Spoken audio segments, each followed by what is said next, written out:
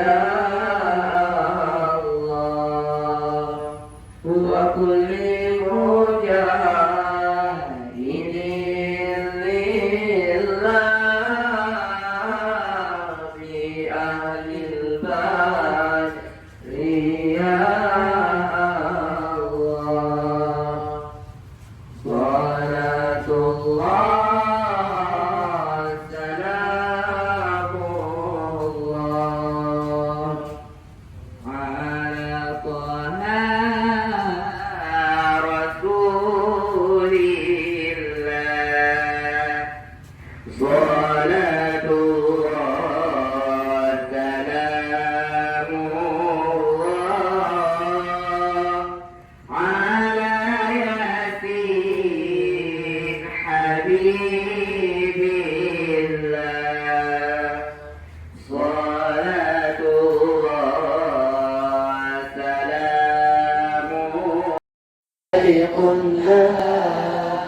وكل في فلك يسبحون وآية لهم أنا حملنا ذريتهم في الفلك المشحون وخلقنا لهم من مثله ما يركبون وإن نشأ نغرقهم فلا صريخ لهم ولا هم ينقذون إلا رحمة منا ومتاعا إلى حين وإذا قيل لهم اتقوا ما بين. Selawat beserta salam tak lupa kita sanjung sajikan kemampuan Nabi besar yaitu Nabi Muhammad sallallahu alaihi wasallam. Yang mana oleh beliau telah membawa kita dari alam jahiliyah ke alam Islamiyah, dari alam kebodohan ke alam yang penuh ilmu pengetahuan. Penghormatan saya kepada Bapak Kepala Sekolah SMP Negeri 1 Mantangkuli beserta wakilnya, dan penghormatan saya kepada Ibu Guru dan Bapak Guru dan staf tata usaha, dan penghormatan saya kepada teman-teman saya sekalian. Untuk mempersingkatkan waktu, izinkan saya membawa satu pidato yang berjudul Sabar.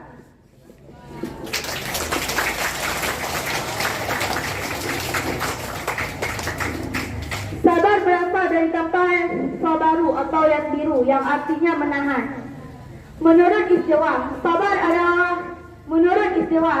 adalah menahan diri dari kesusahan dan menyikapinya sesuai syariah dan akal.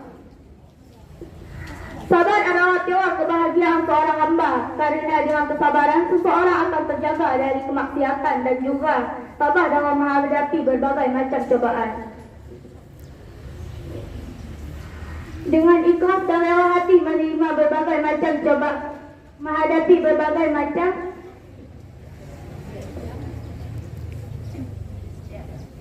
menerima kondisi yang sedang dihadapinya demi mendapatkan balasan yang baik di akhirat. Allah Subhanahu wa taala berfirman dalam Al-Qur'an surah Al-Baqarah ayat 153 yang artinya, hai orang-orang yang beriman, jadikanlah sabar dan salat sebagai penolongmu. Sesungguhnya beserta orang-orang yang sabar. Dalam ayat tersebut, Allah menjelaskan kepada orang-orang yang beriman bahwa Allah akan selalu beserta mereka yang menjadikan sabar dan salat sebagai penolong. Allah juga menjanjikan kedudukan yang tinggi di surga bagi hamba-hambanya yang selalu bersabar. Demikian pidato saya akhiri, kurang dan lebihnya mohon dimaafkan. Kesempurnaan milik Allah, kesalahan milik manusia. Wabillahi taufiq wal hidayah. Wassalamualaikum warahmatullahi wabarakatuh.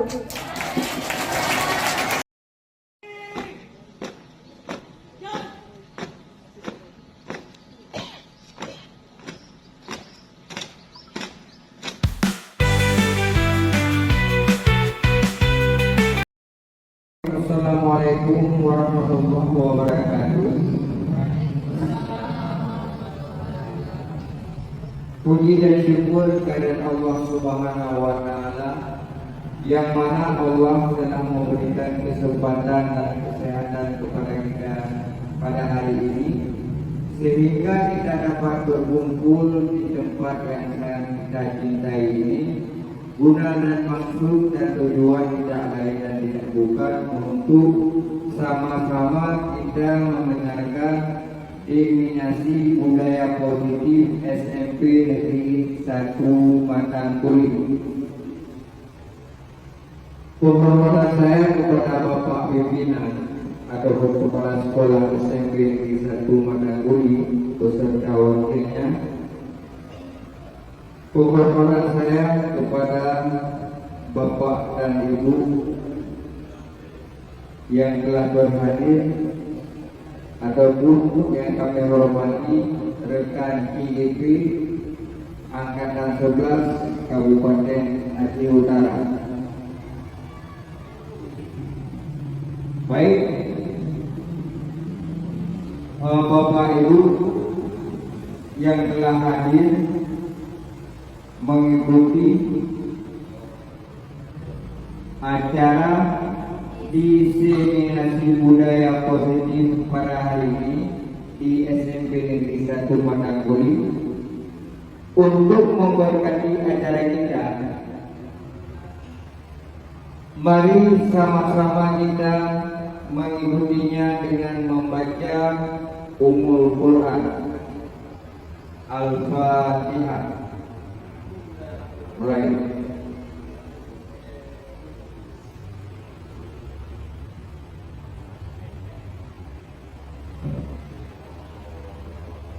Selesai. Baik, untuk acara selanjutnya yaitu menyanyikan lagu Indonesia Raya. Diharapkan kepada hadirin untuk berdiri sejenak.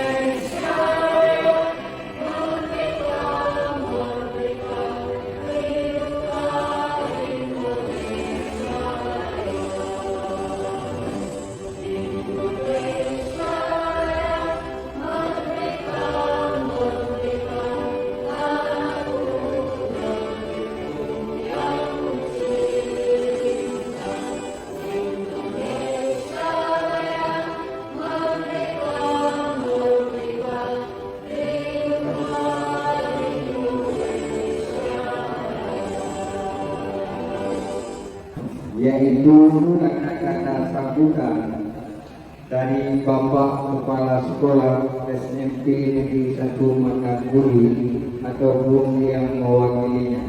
Kepada Bapak, Ibu dan teman kami persilakan dengan penuh segala hormat. Warahmatullahi wabarakatuh.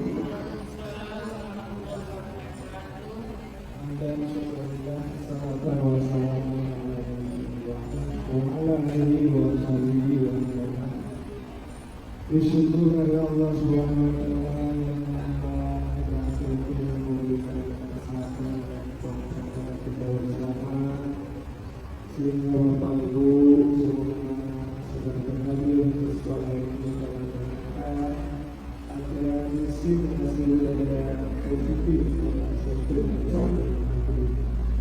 selamat berada salam kepada Ustaz Muhammad sallallahu alaihi wasallam.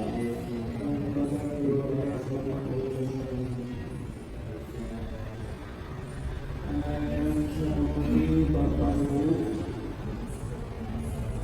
dari guru penggerak di bawah ini belum ada yang sebagai satu kategori yang sebagainya dan seluruh Bapak Ibu yang mengenai kawan-kawan dalam masing-masing budaya positif yang dikerjakan sebagai kepala sekolah ini pertama mengucapkan selamat bekerja, selamat belajar, semoga menjadi guru dalam yang kita doakan juga mudah-mudahan Bapak Ibu semuanya ini adalah jalan-jalan menanti yang ada pada SMP kita berdoa. Kami hanya berdoa kepada Allah menyampaikan kita Bapak Ibu untuk menjadi ASN yang terbaik. Dan alhamdulillah dengan cara Bapak Ibu dan guru penggerak ya sampai dari satu masa kuliah dalam rangka destinasi wilayah positif di SMP ini mudah-mudahan sekolah kita pada suatu saat ini menjadi perubahan berkah rangka budaya dalam belajar positif, dalam belajar aktif ini lebih Bapak Ibu lah yang menggerakkan pada siswa kita bersama. Sebenarnya saya sebagai mewakili ya atau mengganti Bapak sekolah orang sehat kepada sekolah ini saya mohon maaf ini baru saja saya ganti Bapak saya berusaha. Jadi pada sekolah ini kami selalu mengarahkan bahwa Bapak bekerja belajar yang pertama untuk menggapai cita-cita Bapak Ibu dan bekerja ikhlas itu tidak ada balasannya, semua itu Allah yang memberikan. Jadi keikhlasan seseorang Bapak Ibu seperti disampaikan yang Bapak Ibu menyampaikan itu semua Allah yang memberikan. Tapi keikhlasan kita yang setengah-setengah itu mungkin balasan yang paling tidak semua pasti bekerja karena Allah lah yang pakai ini yang namanya Bapak kita sisi ya Allah yang kita yang sempurna. Tapi kalau manusia ini cuma itu pada lihat nanti dibilang ketika kita kerja diri ini kita sebagai manusia biasa habis dunia menuju akhirat itu yang harapan. Mudah-mudahan Bapak Ibu semua ini akan sukses dan akan tugas sebagai calon guru penggerak. Jadi ini dapat saya sampaikan. Mudah-mudahan kami semua warahmatullahi wabarakatuh.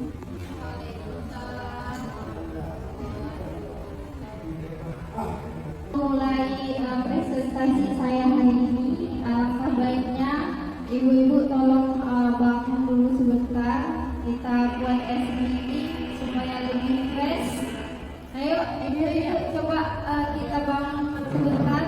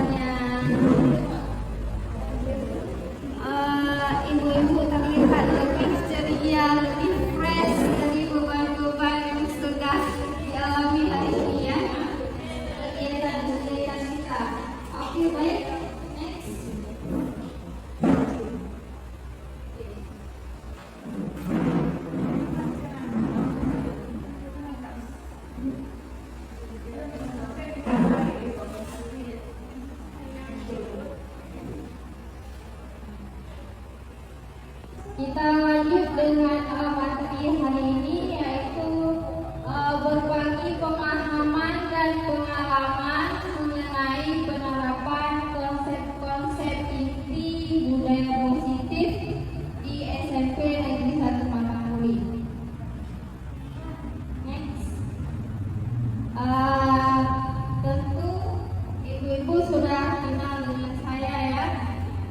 Saya Mariulis, CGP Angkatan 11, SMP Negeri 1 Matakwari, Kabupaten Aceh Utara.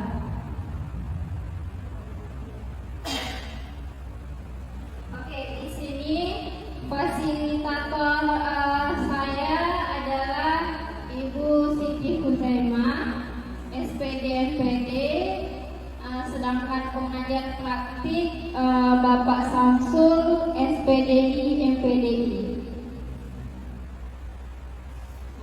Di sini konsep-konsep inti modul budaya positif ada 7. Yang pertama, perubahan paradigma belajar. Yang kedua, disiplin positif. Yang ketiga, kebutuhan dasar manusia. Yang keempat, motivasi perilaku manusia. Yang kelima, posisi kontrol. Yang keenam, keyakinan kelas. Dan yang ketujuh, segitiga restitusi. Pertanyaan pemantik, setuju atau tidak setuju hukuman dapat mendisiplinkan anak? Kemudian pemberian hukuman dengan hal positif seperti membaca atau membersihkan halaman sekolah dapat meningkatkan disiplin anak. Selanjutnya, memberi penghargaan dapat meningkatkan motivasi belajar anak.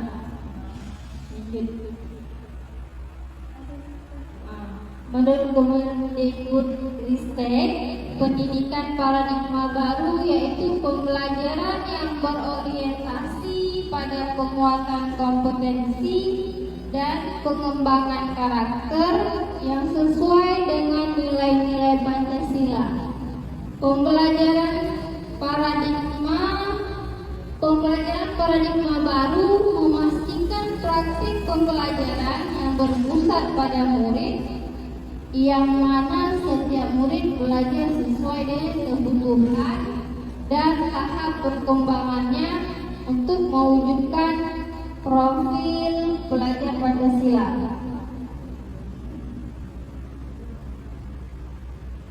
Di sini profil pelajar Pancasila pasti sama-sama kita sudah mengetahuinya, yaitu yang pertama beriman, bertakwa kepada Tuhan Yang Maha Esa dan berakhlak mulia. Yang kedua mandiri, bernalar kritis, berkebinekaan global, bergotong royong, yang terakhir kreatif. Di sini kita selalu miskonsepsi tentang posisi kontrol. Yang pertama, guru selalu ilusi guru mengontrol murid, padahal pada dasarnya murid itu tidak bisa dipaksakan kehendaknya. Kemudian yang kedua, bahwa semua penguatan positif, efektif dan bermanfaat itu ilusi kita. Yang ketiga, ilusi bahwa kritik dan membuat rasa bersalah mampu menguatkan karakter. Padahal itu tidak. Ilusi bahwa orang dewasa berhak memaksa. Pada dasarnya murid kita ini tidak bisa dipaksa kehendaknya. Kita harus mengikuti apa yang mereka inginkan, akan tetapi kita selalu mengarahkan dia ke dalam hal yang positif. Nah, di sini mengubah paradigma stimulus respon ke pendekatan teori kontrol. Di sini kita bahasnya teori kontrol dan stimulus respon. Yang pertama, stimulus respon, realitas kebutuhan kita sama. Sedangkan teori kontrol, realitas kebutuhan kita berbeda. Keinginan kita dengan keinginan murid beda, ya kan? Semua orang melihat hal yang sama. Ini di stimulus respon.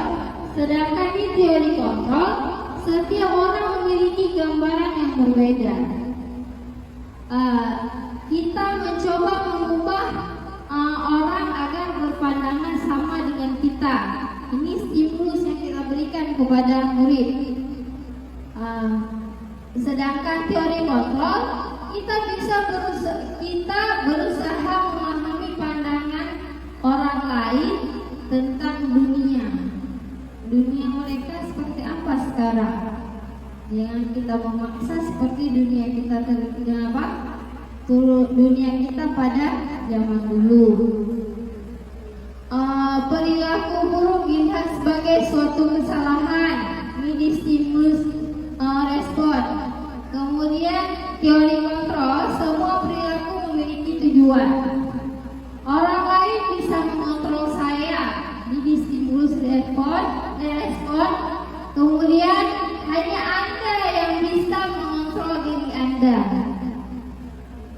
Stimulus respon, saya bisa mengontrol orang lain. Di teori kontrol, Anda tidak bisa mengontrol orang lain.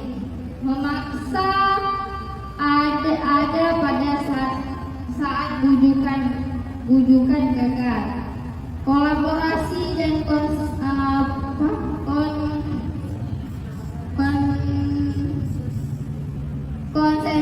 menciptakan pilihan-pilihan baru.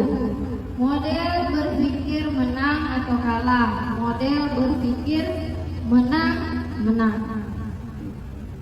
Di sini disiplin positif dalam budaya kita, makna kata disiplin dimaknai menjadi sesuatu yang dilakukan seseorang pada orang lain untuk mendapatkan kepatuhan.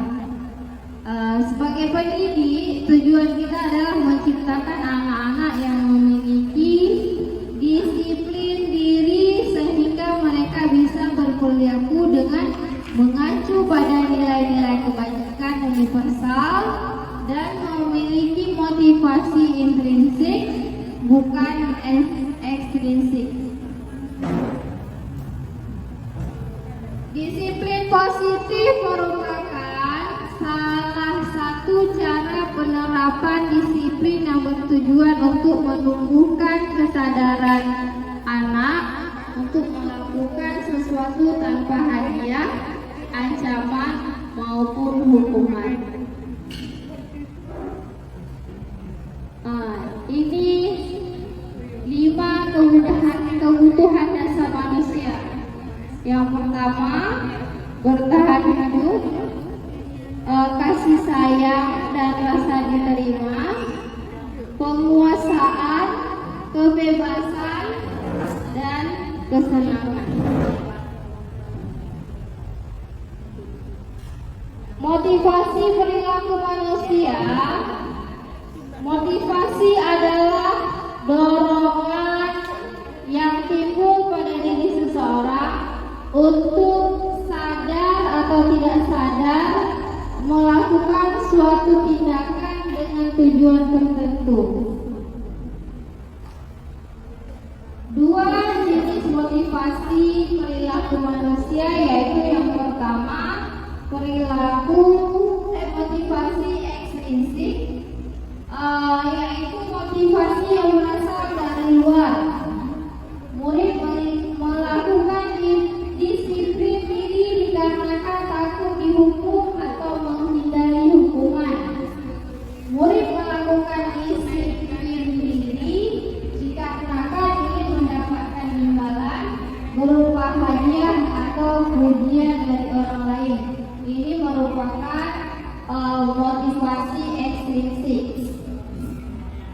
Kemudian motivasi intrinsik, yaitu motivasi yang berasal dari dalam diri, yaitu menghargai nilai-nilai kebajikan diri sendiri. Murid melakukan disiplin diri dikarenakan sadar akan nilai-nilai kebajikan dalam dirinya.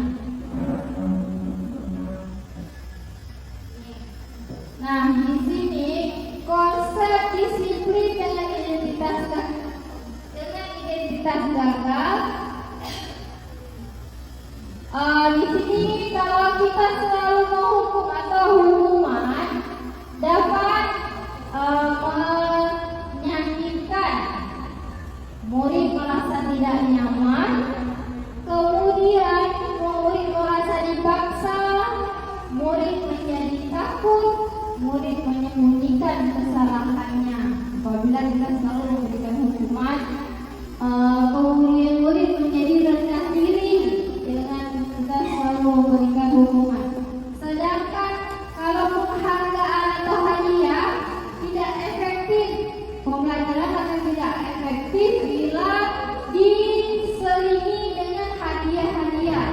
Mereka melakukan pembelajaran atau mau belajar apabila dikasih hadiah.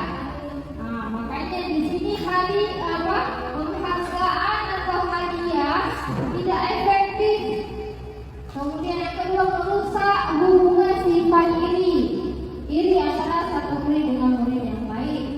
Kemudian yang ketiga, mematikan kreativitas. Kalau tidak diberikan hadiah, saya tidak mau melakukan. Kemudian menghukum dengan sistem ranking. Karena teman-teman selalu mendapatkan ranking 1, dia jadi leader, tidak mau belajar karena memang tidak ada keinginan dalam dirinya. Kemudian yang kelima, merampas hak menghargai dirinya. Lanjut.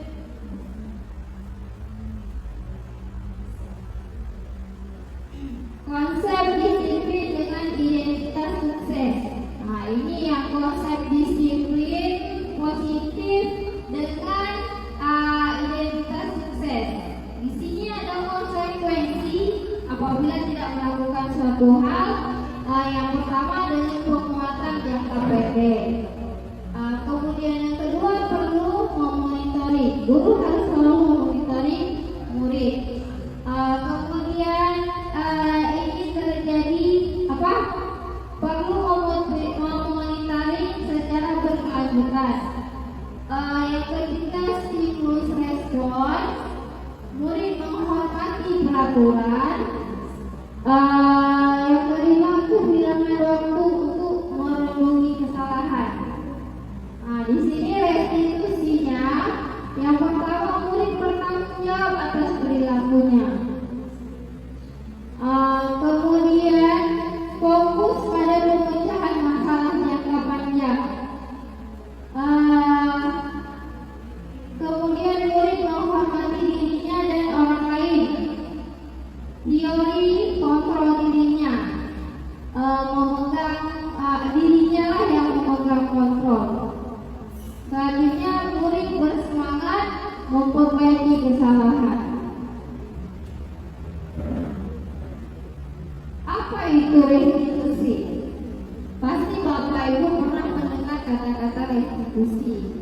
Menurut Bosen, restitusi adalah proses menciptakan kondisi bagi murid untuk memperbaiki kesalahan mereka sehingga mereka bisa kembali pada kelompok mereka dengan karakter yang lebih kuat.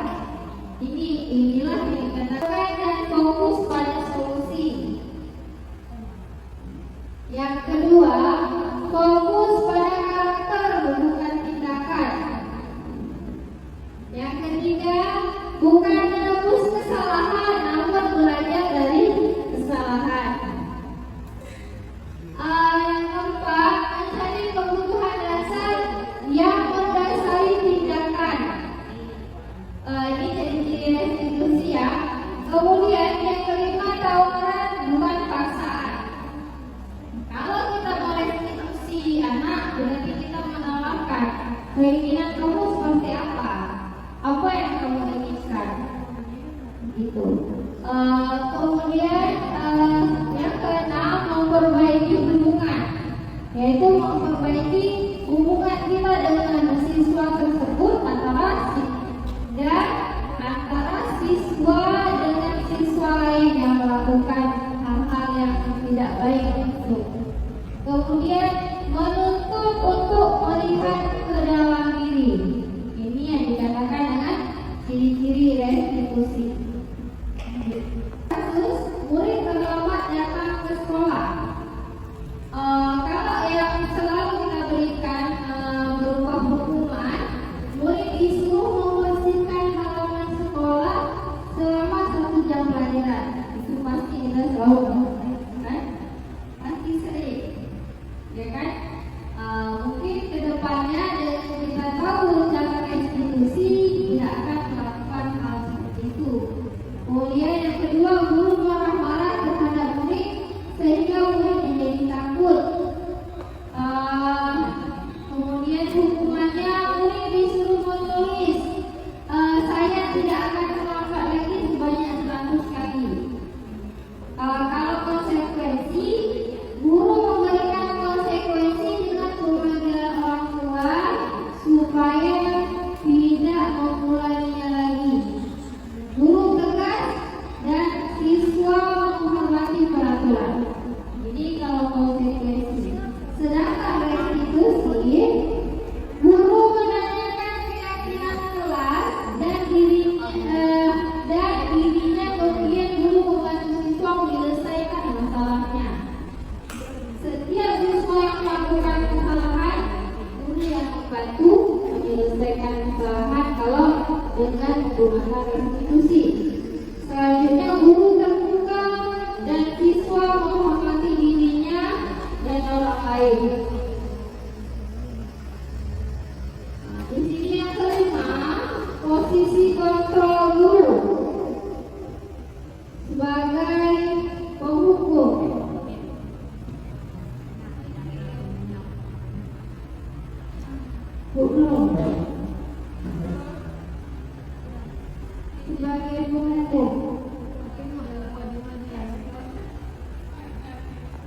si anak.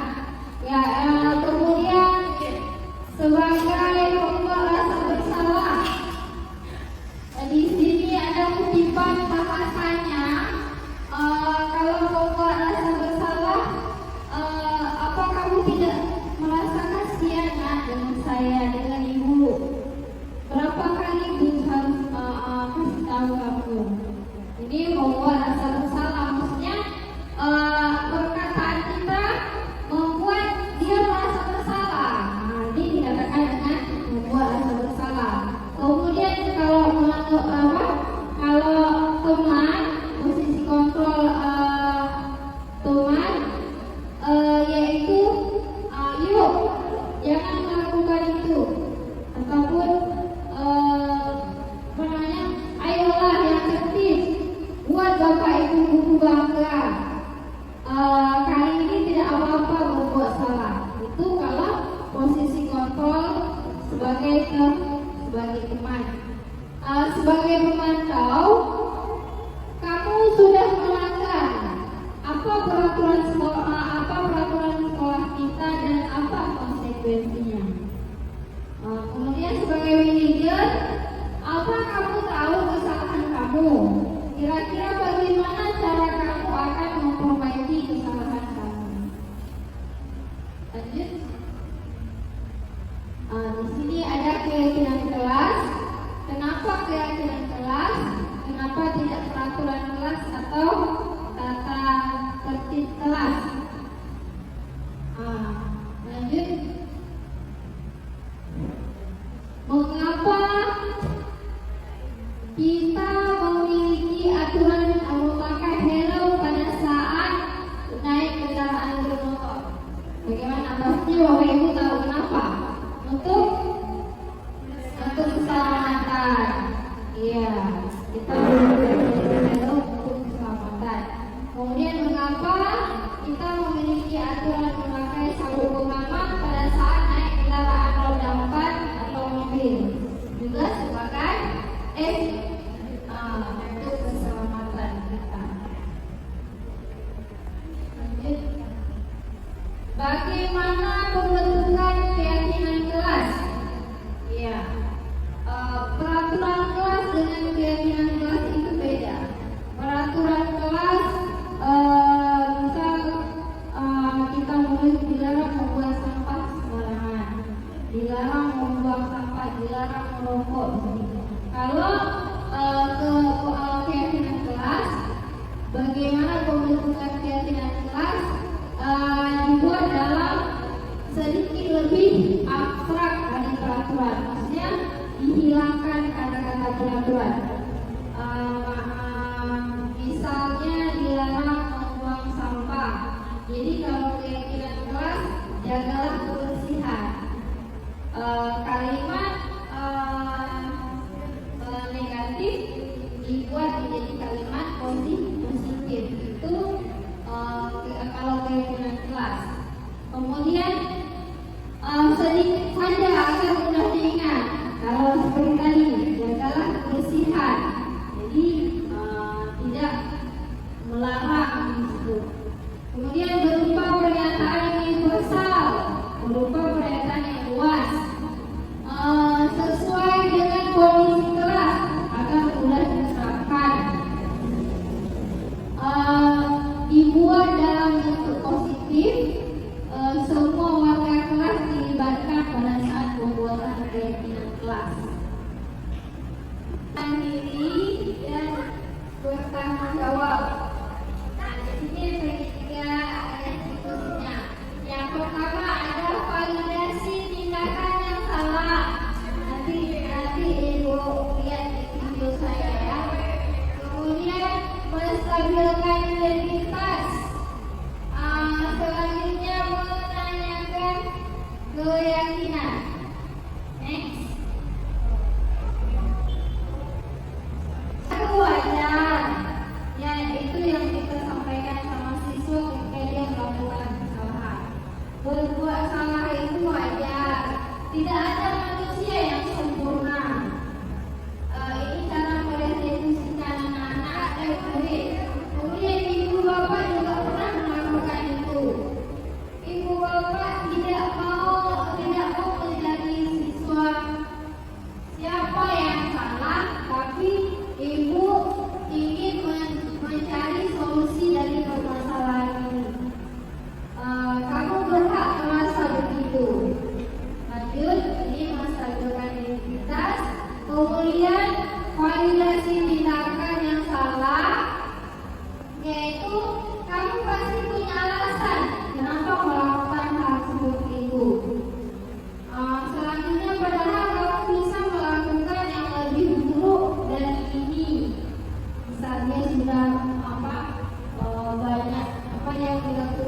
diberi berat oleh nyawanya. Kemudian kamu patut bangga karena telah melindungi sesuatu yang penting buatmu. Kamu melakukannya karena mempertahankan sesuatu yang penting bagimu. Oke, di sini menanyakan keyakinan.